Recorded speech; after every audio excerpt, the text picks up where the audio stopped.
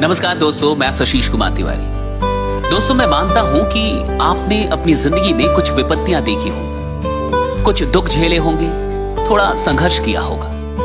लेकिन मैं पूरे विश्वास के साथ आपसे एक बात कह रहा हूं कि आज की इस कहानी को सुनने के बाद आप ये एहसास करेंगे कि हम सब की विपत्तियां, हम सब के दुख बहुत छोटे हैं। और ये कहानी इतनी शानदार है कि अगर आपको ये कहानी समझ में आ गई तो आज के बाद दुनिया की कोई भी विपत्ति आपको हरा नहीं पाएगी। यह सच्ची कहानी शुरू होती है झारखंड राज्य के सरायकेला खरसावा जिले से।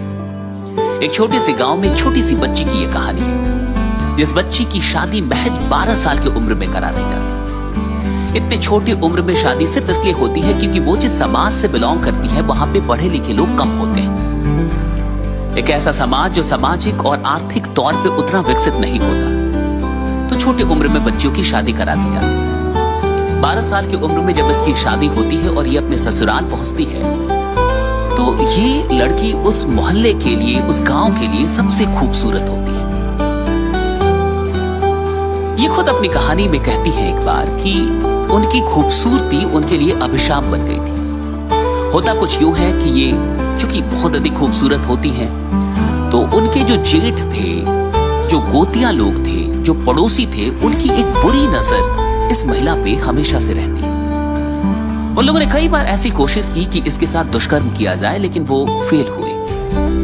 एक बार की बात थी कि ये एक तालाब में नहाने पहुंची है और जब वो वहां से निकलती है तो कुछ लोग वहां पहुंच जाते हैं जो इसके साथ दुष्कर्म करने की कोशिश करते हैं, लेकिन ये जोर जोर से चिल्लाने लगती है, फिर जाके ये कैसे भी बच पाती है। लेकिन इन सारी घटनाओं में एक बात हो रही होती है कि वो जो कुछ लोग थे जिनकी बुरी नजर इस महिला के ऊपर होती है, उनके अंदर बदला लेने की एक भावना पैदा हो जाती है और वो लोग सोचते हैं कि इस महिला से कैसे भी बदला लेना है।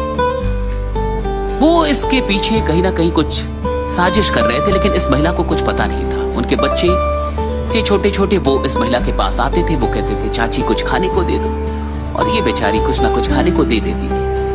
लेकिन एक दिन सब कुछ सही चल रहा था और फिर कहानी पहुंचती है 1995, यानी शादी के कई वर्षों के बाद। और जब 1995 में 2 सितंबर को एक गोतिया, एक जेठ की बेटी की तबीयत खराब हो जाती है। और जब तबीयत खराब होती है तो सारा इल्जाम इसका इस महिला के माथे पे बढ़ दिया जाता है कि ये डायन है, इसने कुछ जादू टोना किया है, कुछ खिलाया है, जिसके चलते बच्चे की तबीयत खराब है। अब ये बात पूरे गांव में फैलती है और 3 सितंबर 1995 को गांव में एक पंचायत बुलाई जाती है। एक पंचायत बैठती है और वो एक नतीजा सुनाती है, और ये नतीजा काफी हैरान करने वाला होता है क्योंकि पंचायत ये मानती है कि ये महिला डायन है और इसी के चलते बच्चा बीमार है। उसमें 500 रुपए का जुर्माना लगता है। वो महिला डर के मारे कैसे भी पीछा छुड़ाने के लिए वो 500 रुपए जो जुर्माना उस पे लगा था वो उसे दे देती है।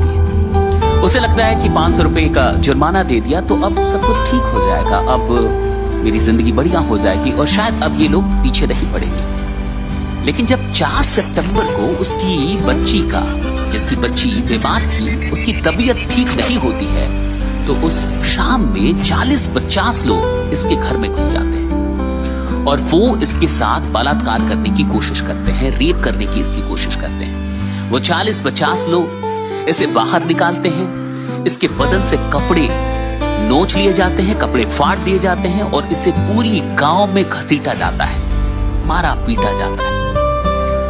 फिर जाके फिर से पंचायत बैठती है और 2 ओझा, 2 तांत्रिक बुलाए जाते हैं और वो कहते हैं कि इस महिला को मानव मल और मूत्र पिलाया जाए, क्योंकि मानव मल और मूत्र पिला देने से डायन, जो अंदर का डायन है, जो उसका प्रभाव है, वो मर जाता है। सारा गांव उस महिला के साथ वहां पे ये सब कुछ देख रहा है और लोग उसे सच में मानव मल मूत्र पिलाने की कोशिश करते हैं।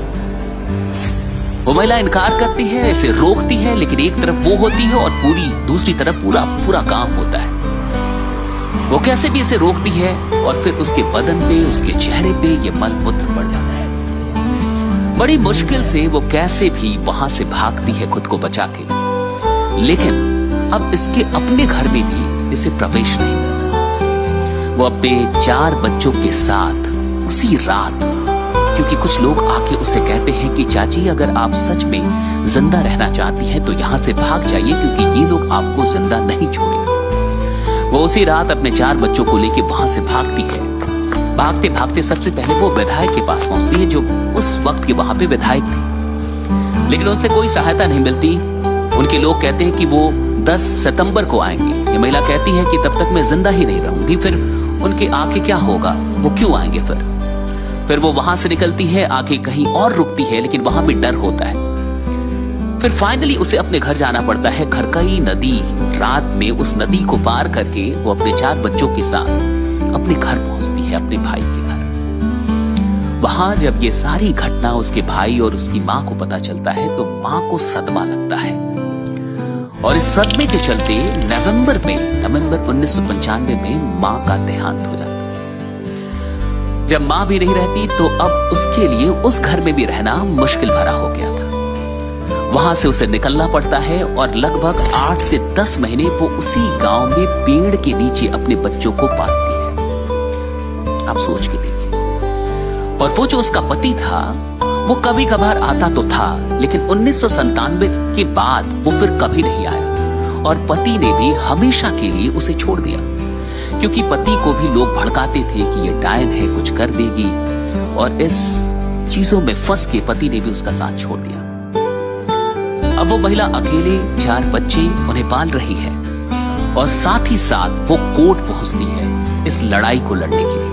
फिर वहां उसकी मुलाकात कुछ अफसरों से होती है, वो सरकारी अफसरों से होती है, और फिर जाके 1996 और 97 में वो फ्लैग के कुछ सदस्यों से मिलती है। फ्लैग एक फ्री लीगल एड कमेटी थी, जो फ्री में लोगों को लीगल जो एडवाइस है वो देती थी, सहायता प्रदान करती थी। उनके सदस्यों से मिलने के बाद इसकी कहानी मीडिया तक पहुंचती है। फिर धीरे धीरे क्षेत्रीय मीडिया में ये खबर बन के निकलती है कि ये सब कुछ हुआ है, और उसके संघर्ष के बारे में लोगों को पता चलता है। फिर ईश्वर की कृपा से ये कहानी धीरे धीरे पहुंच जाती है नेशनल ज्योग्राफिक चैनल के पास, और उन्हें ये कहानी इतना प्रभावित करती है कि वहां से लोग आते हैं और इसके जीवन पे, इसके संघर्ष पे एक डॉक्यूमेंट्री बनाते हैं। फिर और भी लोग जानते हैं। धीरे धीरे ये एक एनजीओ के लोगों से जुड़ जाती है, जिसका नाम था आशा।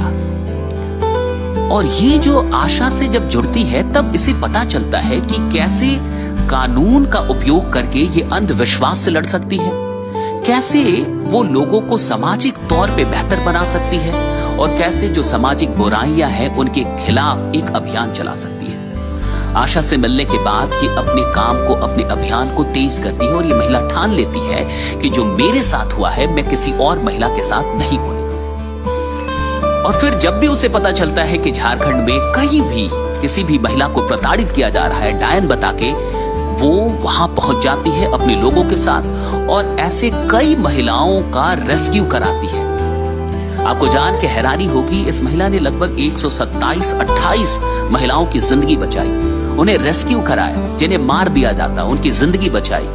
और इसी तरीके से उसका अभियान आगे बढ़ता है, और भी वो काम करती है, और करीबन 500 महिलाओं की जिंदगी में रोशनी बिखेरती है। उन्हें ना सिर्फ रेस्क्यू कराती है बल्कि उन्हें स्वरोजगार से जोड़ती है।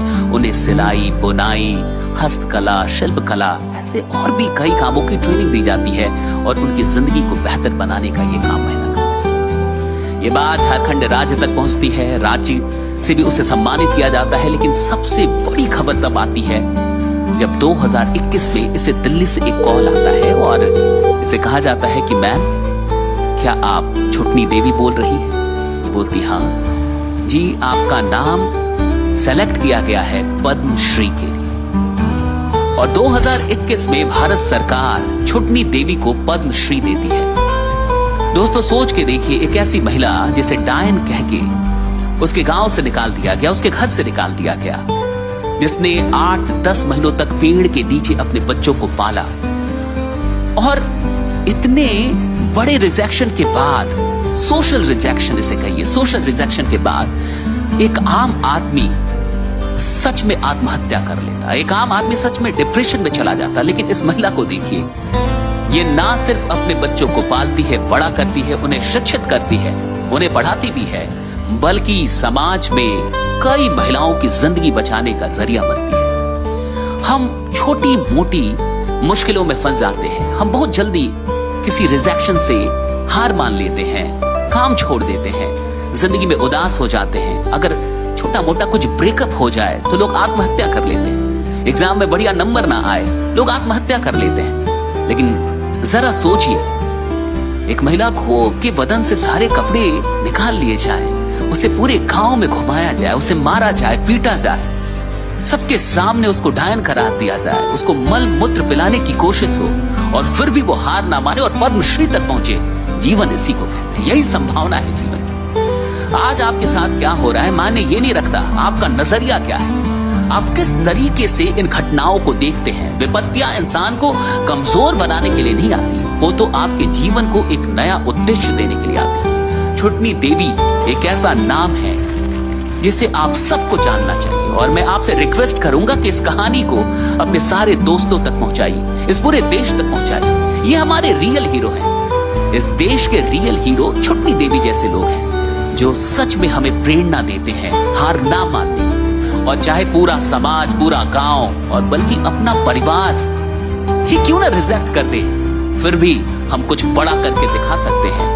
और सच में एक दिन ऐसे लोगों को अफसोस होगा कि उन्होंने किस पे शक किया था, किसको रिजेक्ट किया था। आज छुटनी देवी 2021 में जब इन्हें पद्मश्री मिला तो कई लोग आए, कई लोगों ने इनसे पूछा कि अब आगे आप क्या करेंगी। इन्होंने कहा कि मेरा अभियान आजीवन चलता रहेगा, मतलब मरते दम तक चलता रहेगा, और मैं यही चाहती हूं कि ये जो अंधविश्वास है समाज से हमेशा हमेशा के लिए हट जाए। दोस्तों, मैं आपसे भी ये कहूंगा, अगर आप भी अपनी जिंदगी में सच में उदास हैं, मायूस हैं, तो छुटनी देवी की कहानी, इस कहानी को फिर से सुनिए। जाइए गूगल कीजिए छुटनी देवी का नाम, पढ़िए, और मैं चाहता हूं कि आप कभी हिम्मत ना हारे, अपनी जिंदगी में आगे बढ़े, क्योंकि जीवन का सच यही है कि आज कुछ भी हो, कल आप कुछ बड़ा कर सकते हैं, कुछ बेहतर कर सकते हैं। अगर ये कहानी अच्छी लगी हो तो इस चैनल को सब्सक्राइब कर लीजिएगा, इस कहानी को अपने सारे व्हाट्सएप ग्रुप, सारे दोस्तों के बीच जरूर पहुंचा दीजिएगा।